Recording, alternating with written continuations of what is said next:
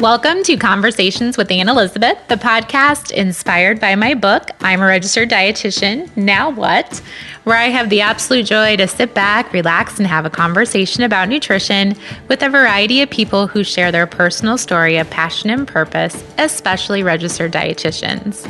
Today's conversation is with Tonya Huenink, a registered dietitian who has worked in all areas of dietetics and has started her own meal planning business called Meal Squeeze. Tonya is a native to my favorite state of Iowa and at one point worked for the same company as I did.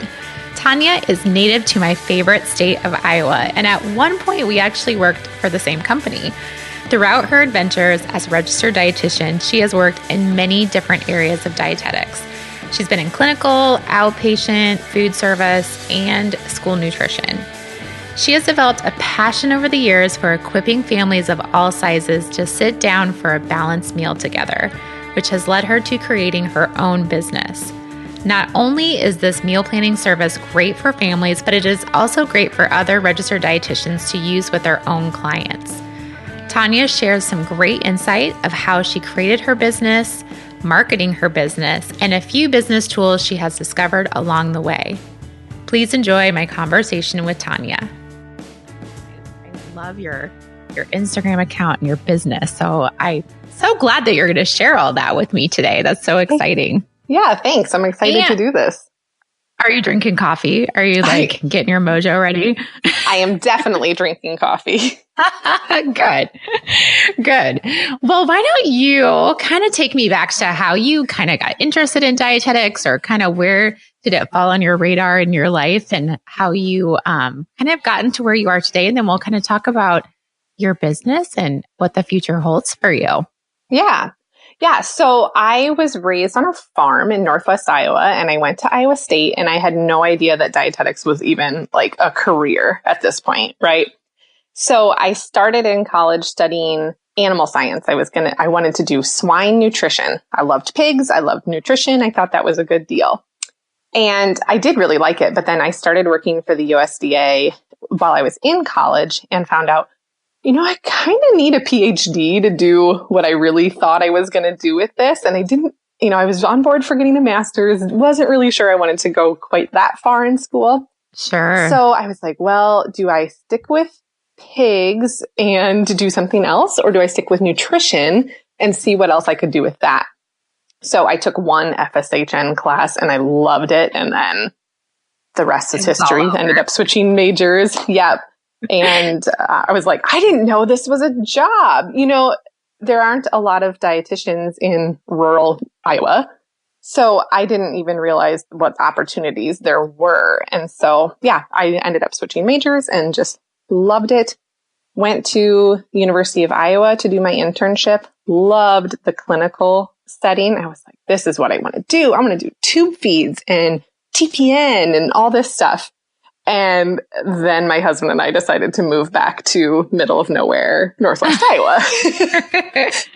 We don't have a lot of tube feeds and TPN up in our neck of the woods. Probably not. Yeah. Yeah. So I was a little switch again, and I ended up working for Hy-Vee for about 5 years, and just loved that the focus was more on like empowering people before they're sick, and just encouraging people to try new foods and learn what they can to take good care of themselves, and actually have patients who are able to, or clients who can sit up and talk to me and not intubated. So that ended up being a really good thing that we moved home, because I don't think that clinical in the long term would have been the right setting for me. But so really and I think when did you switch in your college careers from what you intended to start out with? Were you early in college, or were you later in college that you switched?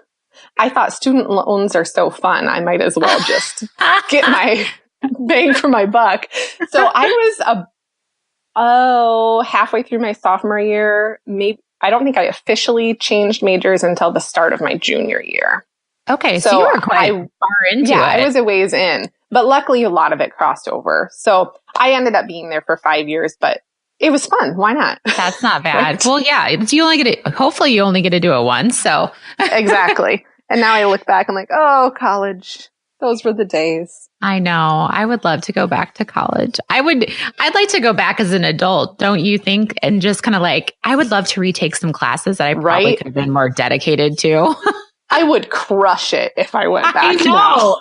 I would be so smart. I'd be like, wow, I know how to study better. I know how to be efficient. It would be totally different.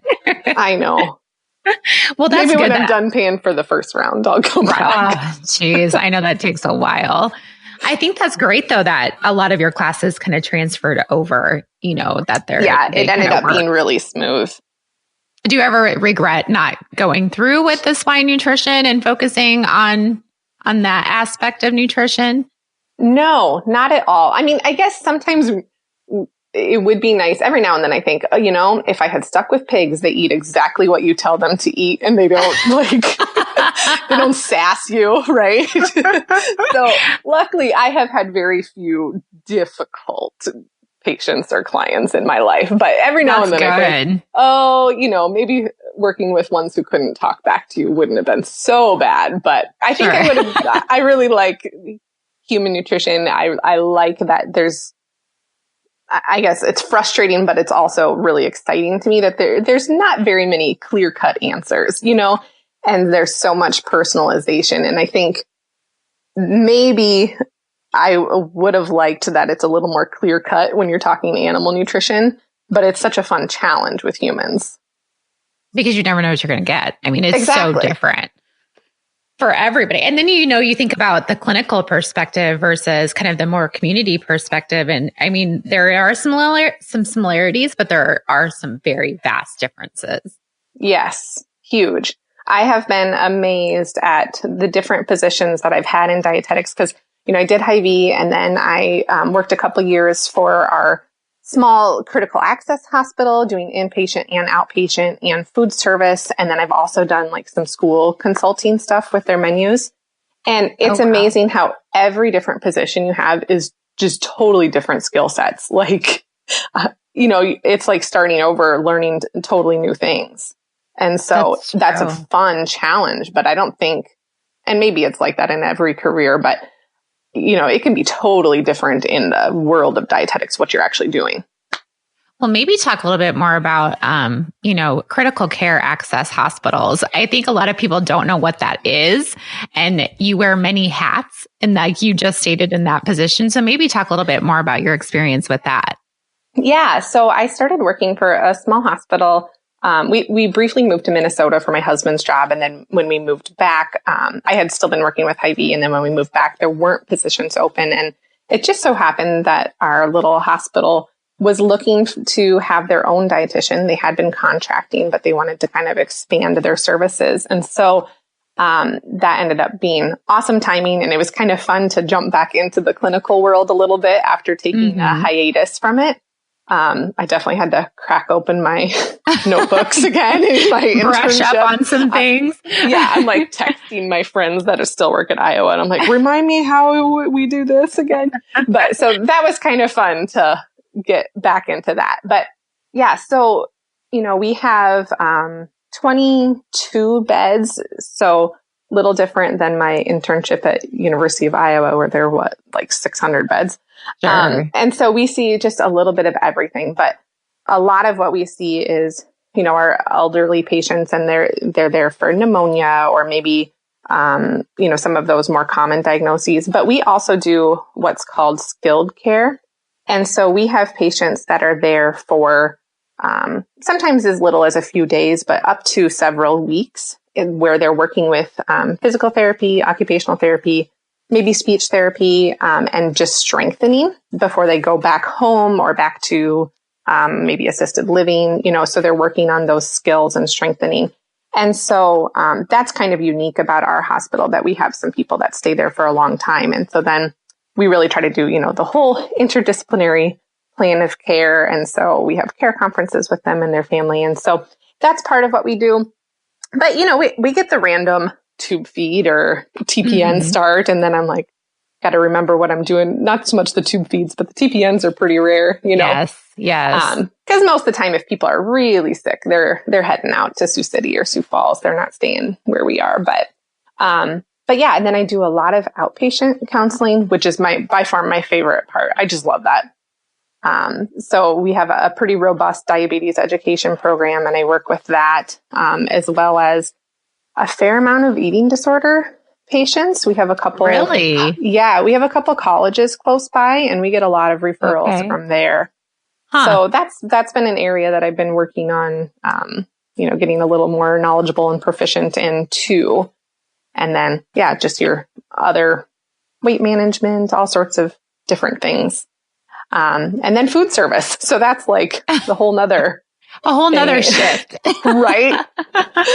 So yeah, we have our hospital, and then we also have, a long-term care facility. And so we have lots of food service needs in both of those areas. So different things with those as well. So yeah, really a little bit of everything. If you are someone who doesn't like to do the same thing over and over and over, find yourself a critical care access hospital to work at, because every day is totally different. You just never know what you're. And I think it's kind of interesting because there are so many. You don't hear about critical care hospitals very much in those smaller town areas. Because how big is the area that you live in? Like, how big is the town that you live in? So the town that I live in is maybe 7,000. The town that I work in, I work one town over, is maybe 8,000 or 9,000 people. Okay. And I think that's an untapped market for dietitians. We don't think of that. I mean, not all of us are wanting to move back to, maybe where we grew up or a smaller, area of the world. But I think you can really make an impact in that type of a situation. Yeah, definitely. We have so many different opportunities to work on, both in the inpatient and the outpatient setting. It's not something that was on my radar either when I first became a dietitian, because a lot of the critical access ones, they contract and they maybe just have someone there 1 day a week.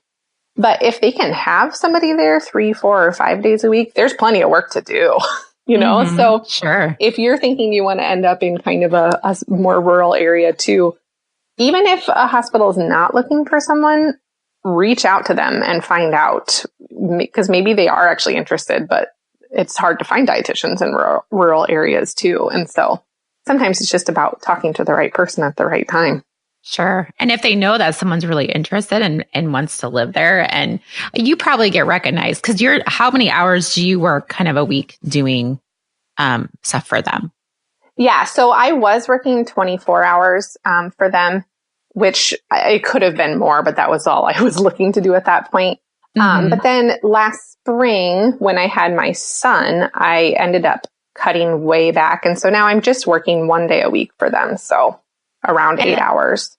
And that's another beautiful part of it too, because you probably can kind of work with whoever's in charge and be like, I'm available these hours, I can do this. So it might be very conducive for a person that has other projects, kind of like you do on the side as well. But just kind of a good marriage of getting that professional experience, then maybe doing things that you enjoy, whether it's family or, your own side hustle.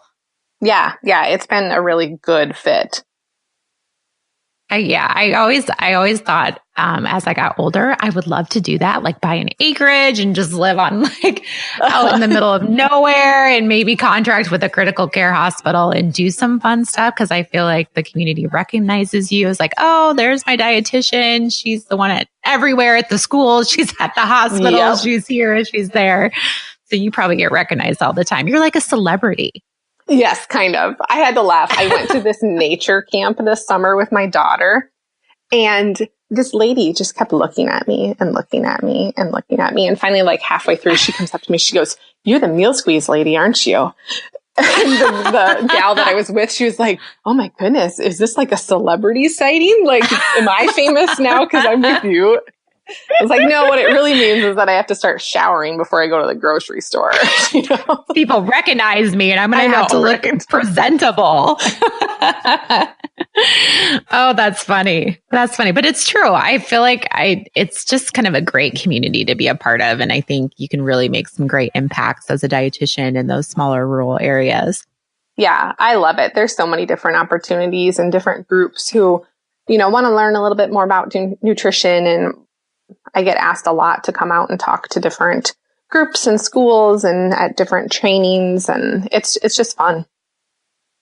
And you said you mentioned you do some stuff with like the school. Is it like a certain school system that you work with, like as a total, or is it just one building?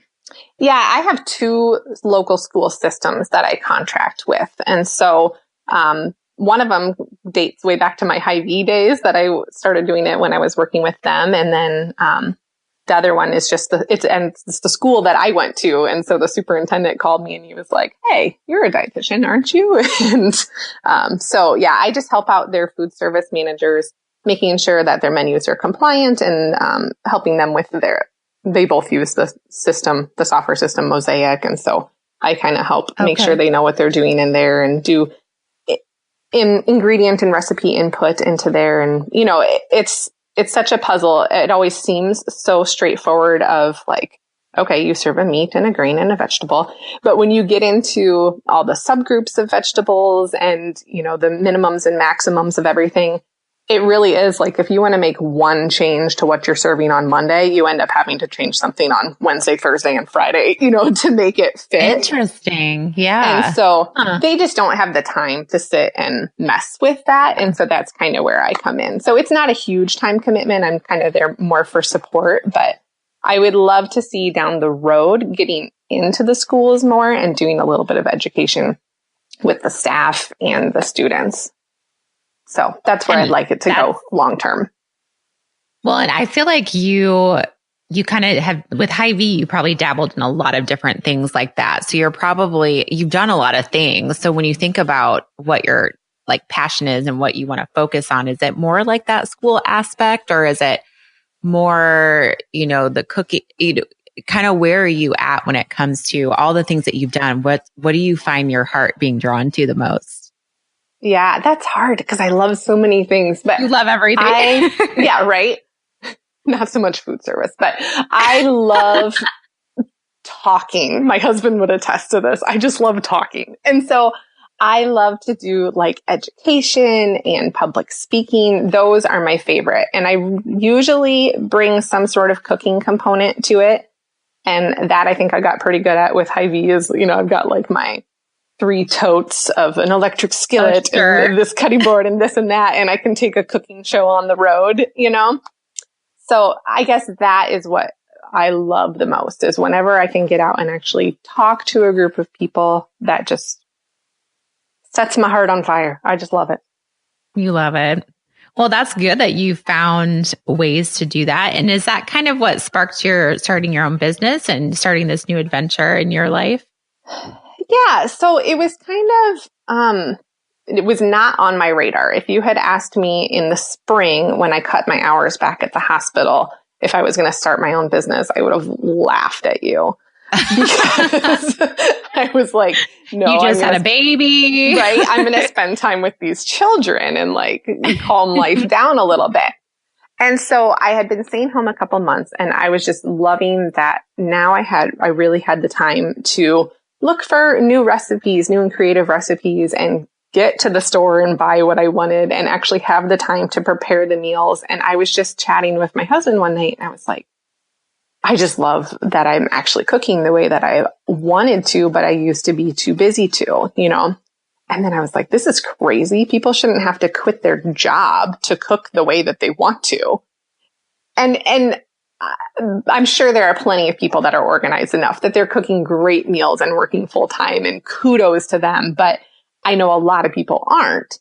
And so we were just kind of talking about that. And he goes, well, maybe you should help people with that now. And I was like, no, the point is that I'm doing it for myself now. Right. Yes. But then I kind of, and he just kind of said it as a side note. And then I kind of pondered on it, actually, you make a lot of sense. And as I think back through, I will never tell him that, but he does make sense. Like, we don't tell husbands they make sense. No, that's not loud. That was my internal dialogue. Yes. But as I thought back through, okay, when I was working at Hy-Vee and working in, outpatient and inpatient settings, so many people have said, to the effect of, I'll eat what you tell me to. I just don't have time to figure it out. Like, just tell me what to eat and I'll eat it. Right. And how many times I'm sure you have this too. How many times do people come to you and can you write me a meal plan? Oh, yes. right, when you're seeing someone once or maybe twice for a half hour or an hour and you're billing insurance and you don't have the time to do that. It's not feasible, right? And maybe for some people you can write like kind of a floating plan of like, well, choose one of these proteins and one of these carbs and one of these vegetables. And that works for some people. But I don't think that that works in the long run for your average family. You know, I'm really focusing on like the moms and dads who are trying to just get a decent meal on the table for their kids and they don't have very much time between supper time or between when they get home from work and when supper needs to be so they can get out the door to the next activity. And so I just got thinking there really is a market for this. And I am passionate about families eating together. And I do think that have the knowledge and the resources to help people with this. And so the random conversation on the couch ended up starting a business that fall. So maybe take me through the once you kind of decided, because I think that's always the hardest part is like, okay, I'm going to decide to do this. Now, what does it look like? So how did you kind of put your plan together to get this all figured out? Yeah. So, first I had to think about, okay, what's my focus really with these meals? Because you can go a lot of different ways. And there are meal planning services out there, for paleo or keto or whatever type of diet you want. I tend to be a really all foods fit, do the best that you can kind of dietitian. And so me too. Right. If the people are having success with those types of diets, I'm happy for them and I'll help them modify however they want or need. But my focus really is the people who are eating out more than they want to, or they're making a lot of boxed meals because they just need something that's quick and easy. And I want to show them that we can cook pretty much from scratch and make really tasty meals and have a lot more vegetables. That's my big thing is how can we get people to eat more vegetables? If we do that and nothing else, I'm happy. So absolutely. Because people don't eat vegetables at all. No, you just don't. No. Yes. That's such a struggle. And I literally just yesterday, I got an email from someone and she was like, I just signed up after trying the trial week. I'm so excited. I'm 38 and I just learned I like zucchini. Oh my gosh. You're like, right. Oh! I know. That made me so happy. Because it's true. If if your parents didn't cook it when you were growing up, you don't know how to prepare it, or maybe you've had it once or twice, but it wasn't prepared well, you may never try it again. And so that's really my focus is how can we show people that there are a lot of different ways to eat vegetables and they can be really yummy and really awesome. And like you can actually crave them if you cook them the right way. So anyway, that's my thing is that my meal plans, I don't follow any sort of certain diet plan. They're really all foods fit. And, I just want it to work for the average family. And so some people, if you're super duper health conscious and you really like to eat clean or all that stuff, maybe some people might look at my recipes and say, oh, I can't believe she's using, bottled Worcestershire or something. But that makes yummy meals quickly. And, I'm not worried about a teaspoon of Worcestershire in my recipe. And so you will see some of those types of things, but I show people how to cook without a can of cream soup. In my neck of the woods, every recipe starts with a 9x13 pan and a can of cream of chicken soup. So I've had a lot of people too. They're like, I didn't know you could cook so many things without cream soup. Right. Wow. That's amazing. I try to find the middle ground between like, we can cook mostly from scratch, but we don't have to make ourselves crazy about trying to avoid everything out there, So anyway, that's kind of what the meals look like. But then how did we put this together? I really wanted it to be something that people didn't even have to think about, like that it was such low cost that they were like, obviously this is going to be helpful for me. And so we ended up just doing it for $5 a month because I don't ever want money to be the reason that someone can't do it. Oh, so, I love that. For a while there, people were emailing me and they're like, you can't be making any money, can you? And I was like, well, not really yet, but I think down the road, So anyway, thankfully my husband is pretty tech savvy. And so he actually built our website, and he has been so helpful with the back end technology side of it. So that has been just amazing. So we had to get our website. That's a huge part of a business. What do you think? Because if you would contract that out, which most people do, and I highly suggest if you don't have someone that does, you do that. But it sounds like you guys are like, it's teamwork. Like he helps with that part, you help with the food part, and that's such a key component. Yeah. I did not fancy myself going into business with my husband, but he has been really great to work with. And that's it's been a really good team because we have pretty clear cut, I do this and you do that, and it's working really well for us. So, it was probably around September of, now I'm getting my years confused, 2017 when we decided to start this. And so September, October was just building the website, coming up with a database of recipes and getting those kind of put together. And then November was when we actually launched the business. And so far, pretty much everything has been Facebook and word of mouth marketing, which has been working really, really well.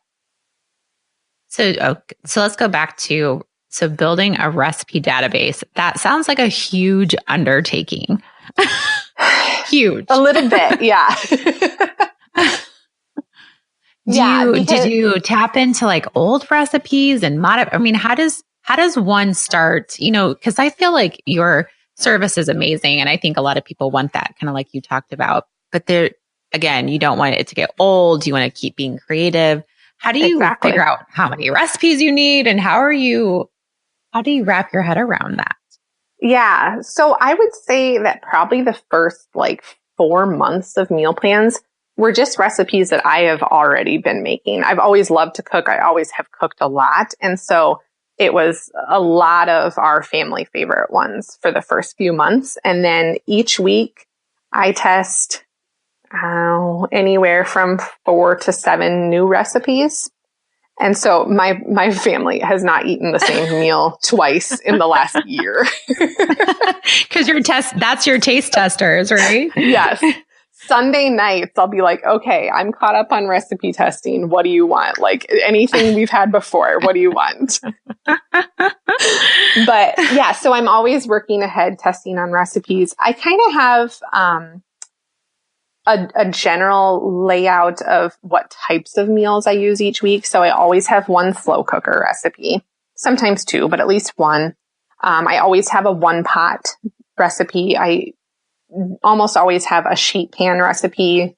In the summer, we always had 1 or 2 grilling recipes. In the winter, it's 1 or 2 soups. And so I'm kind of following that model and coming up with what I need. But yeah, it was a big undertaking at first to come up with the database because I didn't want to launch the business until I knew I had enough recipes ready to go that I could be a few weeks ahead and not be down to the wire every week. Sure. So you're always constantly adding new recipes to fulfill your menus. Yes. Right now, on average, we have 4 to 5 new recipes every week, and then 2 or 3 that are repeated from before. But it's usually a couple months before we repeat. That's amazing. That is amazing. Yeah. I'm sure your family is just I'm sure they're great taste testers, and they give you really good feedback. Oh, they're troopers. They're the best. My daughter, I have to laugh at her. Every meal, she's like, this one's squeeze worthy, and I don't have many fails, but every now and then she'd be like, I would not put this one on Meal Squeeze, Mom. Oh my gosh, that's great. Oh my God. You have to tell me how you came up with the name. Yeah. So again, I hate to say this, but my husband helped me think of it too. I am going to have to give him a lot of credit, but we were trying to think of what is something clever. And we were in this premise of we really wanted our meals to be ready in about a half an hour so that even if you were really busy, you could squeeze in a meal. And so then that's where it came from. Meal Squeeze. That's a great, yeah. I like that. I figured it was kind of something like that, but I always like to hear the story behind the name because there always is a great story. And your husband's so helpful. We had some real stinkers that we threw out there first, but I'm happy with where we landed. So the first couple months before launch, you did the kind of like the back work. You did the website, you did all the kind of database. Did you put, when it comes to your meal planning, because you put out a week at a time, correct? Is that how this, tell me how the subscription works for those that aren't familiar with your plan. Yeah. So we actually now we have 2 different levels of our membership. And so our basic plan is just $5 a month. And with that, every Wednesday, you get emailed a PDF version of the meal plan. And the meal plan has 7 complete dinner recipes. So it's your entree and any sides and 1 small batch dessert recipe. And then with that, you get a categorized grocery list. You get a simple weekend prep list. So things like, chopping onions or maybe baking some potatoes or cooking some brown rice, stuff you can do on the weekend to save some time during the week. And then we also include conversation starters. So these are just fun little things. You can cut them out, put them in a hat, and then go around the table and each draw one each night. And it's just to help get you out of the normal, like, how was your day? What did you do at school? kind of conversation. Yes. Right. So some of them are just ridiculous. And then some of them are a little more thought provoking. So, but I wasn't sure if people would use them or not, but I have a lot of people that say they just love them and they wish we would have even more every week. So that's kind of fun. That is very fun. That's a great idea. Yeah. I like to hear what people are doing with them. But so then our PDFs, they're scaled to either 2, 4, 6, or 8 servings, because I was trying to think of like all the different problems that people have when they plan their own meals. Okay, so first you have to find the recipes, right? And I've taken care of that for you. And then maybe you find an entree you really like, but you can't think of what sides to go with it. So I took care of that for you. And then you got to make your grocery list and make sure you didn't forget anything. So I took care of the grocery list for you. And then, the prep list just helps you save time. But now I forget where I was going with this. Just kind of how when you were creating the menus, how you put them, what thought process you went through to put them together for everybody.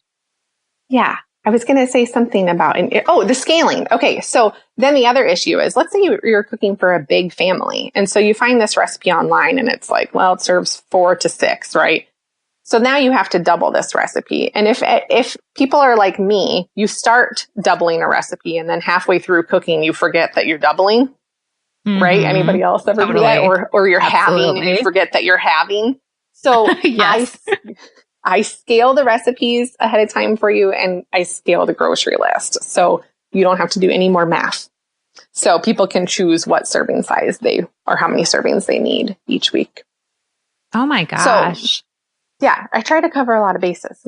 Yeah, you did. And do they, when you sign up, when I need to sign up so I can experience this, when you sign up, do you kind of have like a checklist for the person that's kind of signing up? Like, how many are you cooking for? Are there any special dietary requests? That type of stuff? No, it's pretty straightforward. We used to ask, well, how many are you cooking for? But I found that actually kind of fluctuates for people. We have quite a few families that, maybe have split custody. And so one week they're making 4 servings and then the next week they need to make 6. And so people were contacting a lot about going back and forth between the serving sizes. And so how I do it now is that each Wednesday I just send a MailChimp email and there's buttons in there that you can click that take you directly to the PDF. So you have access to all the different serving sizes. Oh, that's wonderful. Yeah. Wow. And I don't accommodate special dietary needs right now. I just don't have the capacity to do it.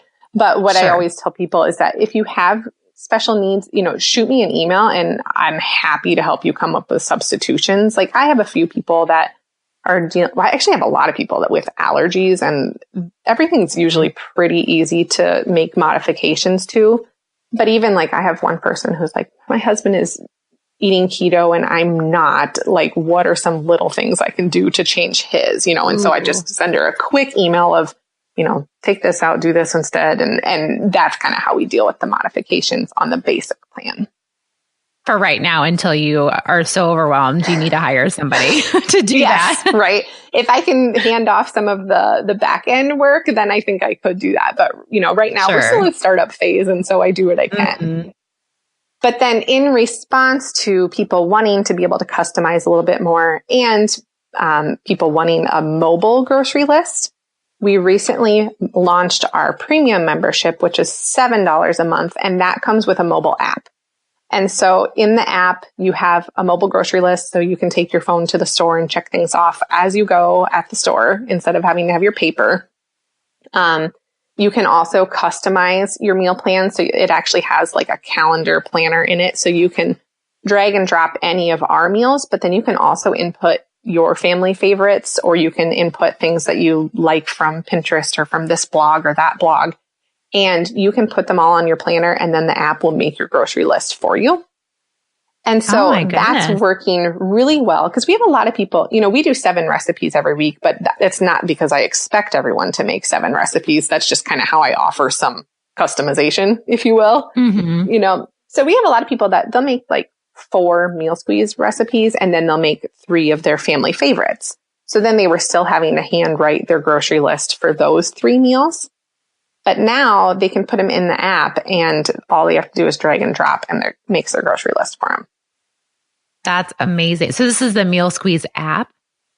It's actually, the app is called Modern Meal. So we've been working with them. So they created the app, and it's been just a super good partnership. But they normally, it's like $9 or $10 a month to have a Modern Meal subscription. And they have just been awesome to work with. And they were like, yeah, we love what you're doing. And so we worked out special pricing. So you can add that app to your Meal Squeeze membership for just $2 a month. That is really cool. Is this an app that you used in the past yourself, or how did you come across them?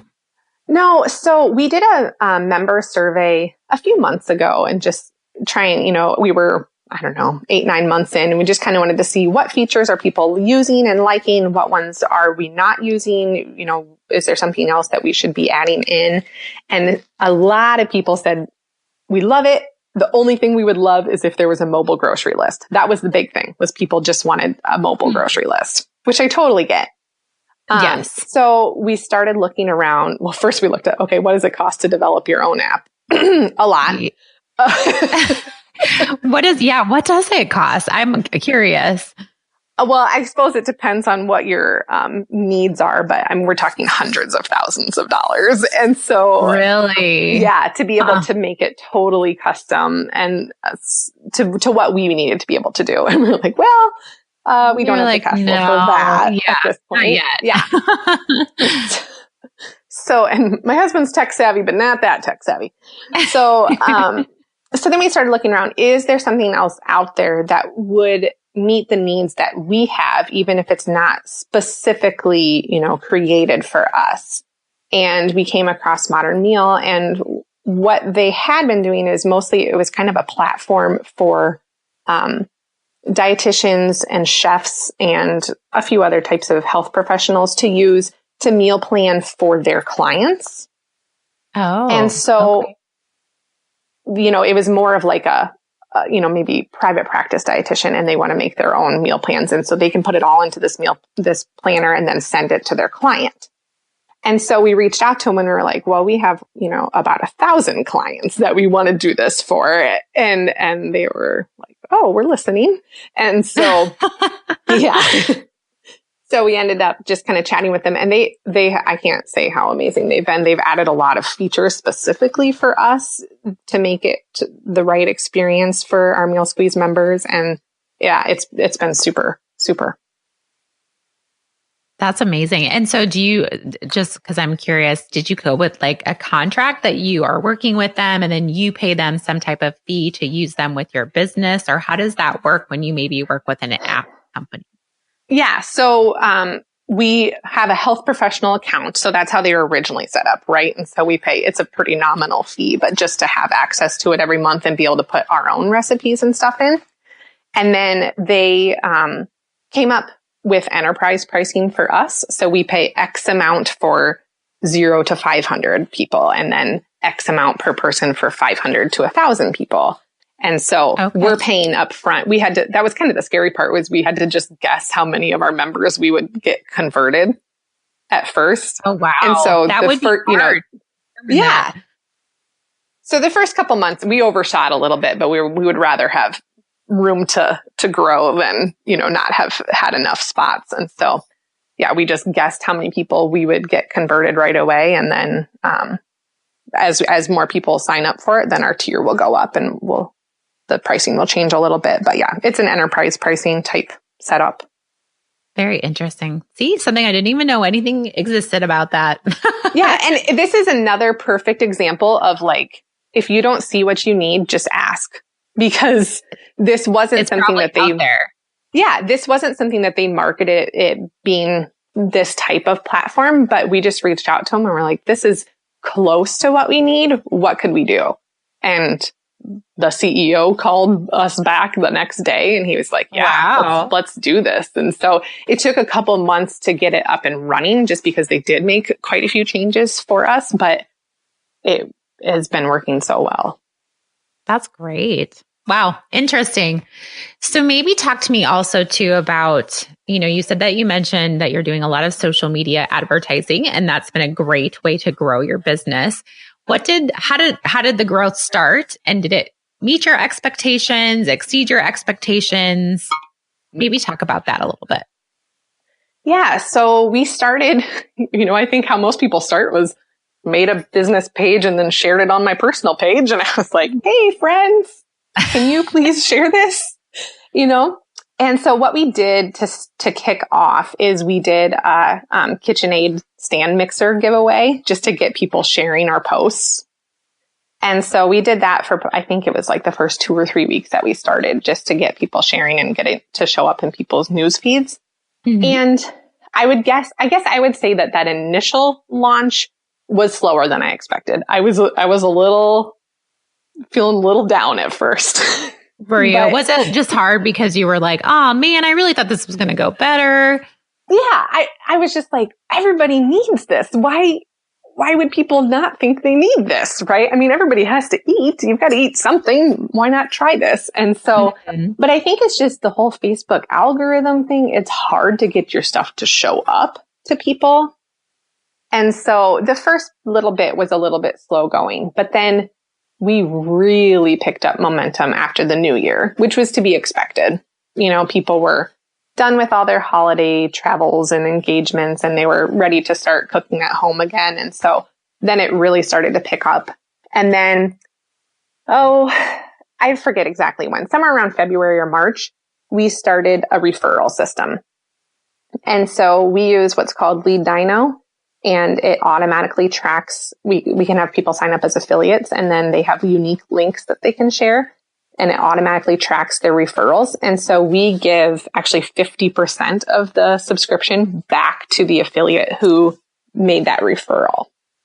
Oh, and wow. That really, really helped grow our business. And that we still see our affiliates are by far our most effective marketing tool. Every so often we do different promotions with them. We did like a Blend Tech blender giveaway for them. And there were a few things they had to do, share it here and share it there and whatnot. And then they could be entered in to win this blender. And we do different promotions with them. And we just have huge results because people want to hear from people they actually know that they like something. Mm-hmm. Right? They don't want to just see a Facebook ad and then maybe that works sometimes, but they really want to know if their best friend really likes this service. That makes them perk up and listen, right? So that has been huge for us. And how did that get on your radar? Because I think maybe a lot of us don't even know that's something, we see affiliates for brands and, products and things like that. But I would have never thought, I have this business, I can create affiliates myself. Yeah, I think we were just talking about how word of mouth is really working. And we wanted to know, how could we get outside of just Northwest Iowa? We had a lot of members right here, but we wanted to spread out. And so we were trying to think of how could we capitalize on this friend's friend signing up and then telling their friends, and kind of grow our geographical area. And so again, it was just searching around for what we needed. We use Stripe as our payment processor. And then we have so many different technology things. I'm like, okay, I need a cheat sheet. I need to write these things down. Cause when you sign up, that goes through our website. Well, then Paid Members app is the thing that actually gives you access to our website because we wanted to make sure people could log in right away. Right. Mm-hmm. And then, Stripe is what processes the payments. Well, so we were looking for what talks with Stripe. We need everything to be able to talk to each other because we can't add more administrative stuff to ourselves. I don't have any more time. Right. You don't have time. Mm-hmm. Yeah. So Lead Dino talks with Stripe. They're just BFFs. And so we end up finding out that this would work really well. Everything talks to each other. It's pretty seamless. And so we just thought, let's give this flowing. A go. Yeah. MLMs work because people want to hear from their friends, the people that they know about a product that they like. Well, this is the same kind of idea. You don't sign people up under you. You don't have teams and it's not this whole pyramid of I make money off of Jim selling it to Karen. Sure. It's just one step away, but it's worked really, really well. What a great idea. I love that you've done that. I know. Also, I love the photos that you put on your social media. That alone makes me hungry. Yeah, I know. And I edit them at night. And so 2 nights ago, I was editing them all to get ready for this week. And I'm like, I can't do this at 10 o'clock at night. I get so hungry. I'm like, I want nachos. I want that soup. That looks delicious. Yes.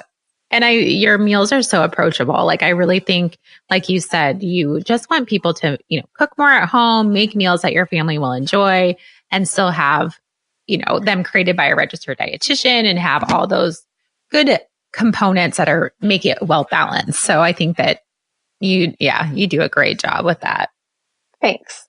Yeah. Yeah. We like to throw in some fun ones too. My thought is if you're cooking at home more, sometimes you want to cook something that's similar to what you would get if you went out, right? Mm-hmm. So we do ribs every now and then. We do, I try to do lightened up Mexican favorites. We had some baked flautas a week or two ago that were just those awesome. Look so good. I have, so good. So good. Yeah. And we did Mongolian beef with lo mein. So some of those are a little bit more calories or a little bit more fat or whatever than I would make all of our meals. But if you can make an awesome meal that tastes as good as going out at home, then that's worth it to me sometimes, especially when we live, there's not very many restaurants here. We have to make our good stuff at home, So. Well, it's always better. I'm sorry. Go ahead. No. Yeah. We just try to get a little bit of everything. So. And that's good because I always feel like, and maybe you have the same perspective that if you can make it at home, it's always still going to be healthier than if you ate it out. Yes. Okay, if you make ribs and it's, 15 grams of saturated fat at home for a serving, I guarantee it's double if you're going out, Oh, for sure. For sure. Double, if not triple. Exactly. And I've had people email and be like, we actually are not going out to eat very much anymore because it's so salty to us now when we go out.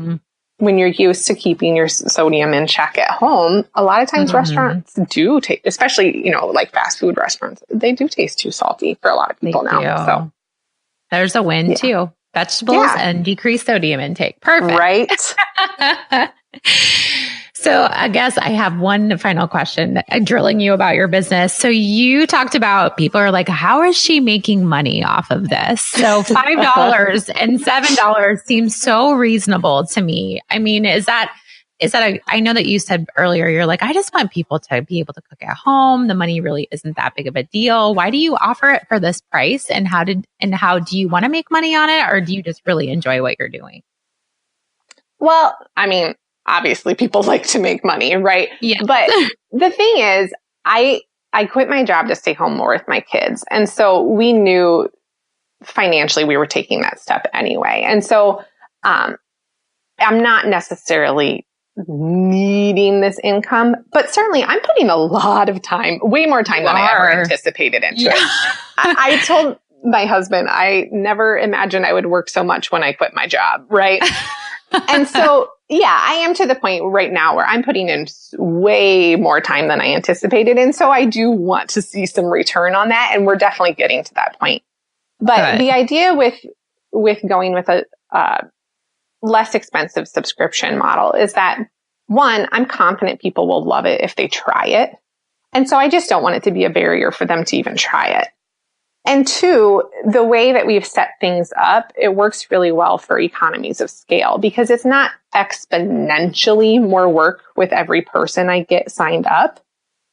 So there's room that if we can really get a lot of people, I can make less on each person and it'll still work out, right? We knew that for the first year or two, we weren't going to make money on this model. And that's okay because I'm really having fun and I'm really liking it. But down the road, I do think that it could be a really good business model for us. And it's really flexible. I mean, I have a ton of work, but I can do it when I want to. I can do it after my kids go to bed. I can do it during nap, we can leave for the weekend and we can do it from a hotel room. So There's a lot of pros to it for sure. But it really came back to, I just didn't want anyone to say, this is too expensive for me to even try. Like, I like the idea, but I can't afford it. I just didn't want that to be an option. I love that. That's a great business model in itself of, just having that mindset. And then you're going to be rewarded later with people finding that same. They just probably are like, wow, she really cares about me wanting to eat and she's not going to charge me $50 a month per meal plan. Yes, it's true. I do. I just want people to do it. Like, even when working clinical, I just feel bad at what we have to charge when we're billing insurance. Like, I just don't want to do that. I just want it to be accessible for people. And it needs to be. It needs to be. I feel like our jobs as dietitians is just to be accessible as much as possible because everybody needs us. Yes. We need us. I know. Preach. Well, I'm going to have to, and you have a 7-day free trial, correct? I need to sign up when I'm definitely not traveling so I can actually make your meals. And I hope other dietitians out there even recommend your services because like you said, there's so many of us that get, hey, can you make me a meal plan? Can you give me this or can you put this together? And I actually started recommending some of my clients to go to your website to see what you have to offer because that's exactly what they need. Thank you. Yes, I have been starting to reach out to more dietitians.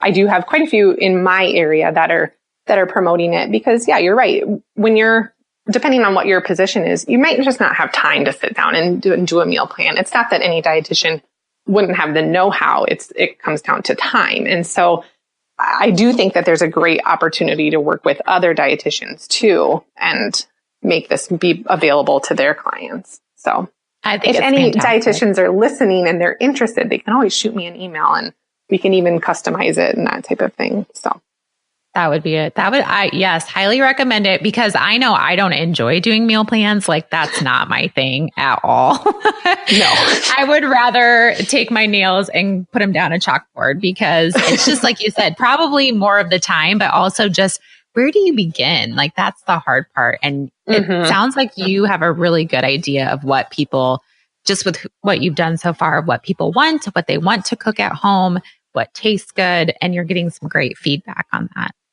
Yeah, we have a Facebook group for our members, which has just been awesome because like each week we have a poll for people to vote for which meals were their favorites. So I know which ones should we repeat sooner. And every night I post the picture of what's coming up the next day and say, don't forget to thaw your ground beef or whatever. And it's just fun to see people comment, oh, I made this last night and it was awesome. And I'm going to make this again. And this was the first time my 2-year-old would ever eat spinach. And it's fun to see all that feedback. Oh my God. What a great idea too. I never thought about, is it like a private just for members that you have for the Facebook group for?